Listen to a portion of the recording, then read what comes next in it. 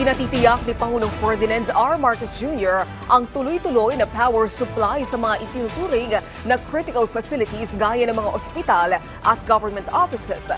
Gusto namang ikonsidera ng Pangulo ang paggamit ng satellite phone sa panahon ng kalamidad. Si Alvin Baltazar ng Radyo Pilipinas sa Balitang Pambansa. Pinasisiguro ni Pangulong Ferdinand R. Marcos Jr. na walang power interruption sa mga itinuturing na kritikal na pasilidad sa gitna ng kalamidad. Direktiba ng Chief Executive kay Energy Secretary Rafael Utilla na dapat masigurong hindi maapektuhan ang operasyon ng mga pasilidad gaya ng mga pagamutan. Bukod sa mga ospital, nais din ng Pangulo na manatiling uninterrupted ang operasyon ng mga government offices, partikular ng mga lokal na pamahalaan, lalo't mahalaga ang papel ng mga ito sa ganitong may nararanasang sama ng panahon. Kaya importante, sabi ng Chief Executive, na masigurong hindi mawawala ng kuryente sa mga nasabing pasilidad. The critical facilities, of course, are government services, the hospitals, the offices, so that the LGUs can at least operate to an extent. Samantala, iginit din ng Pangulo ang halaga ng komunikasyon sa ganitong mga panahong kailangang malaman ang pangangailangan, mga hakbang na dapat gawin at maihatid ang tulong sa mga biktima ng kalamidad.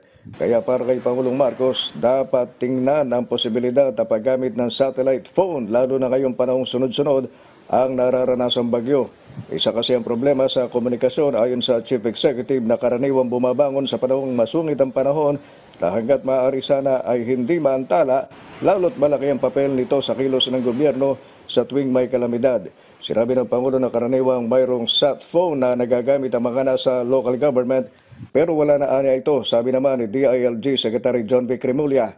Dahil dito, ayon sa Chief Executive, ay baka maaaring maikonsidera ang hakbang na maibigay ito sa mga alkalde. Sa harap nito, binigyan din ang punong ekutibo na dapat matiyak na walang problema sa komunikasyon, gayong importante ito sa deployment ng mga kailangang resources. I remember before that everyone, most LGUs have a satellite phone. It was a long time ago, sir. Now it no longer? No longer, sir. Maybe that's something we need to think about. So that we provide the mayors, may satellite phones sila. At kaugnay ng sunod-sunod na bagyong tumama sa bansa na sa loob ng nakaraang 3 linggo ay nakaranas ng 6 na bagyo, sinabi ng Pangulo na wala tayong magagawa kundi harapin ang ganitong mga pangyayari.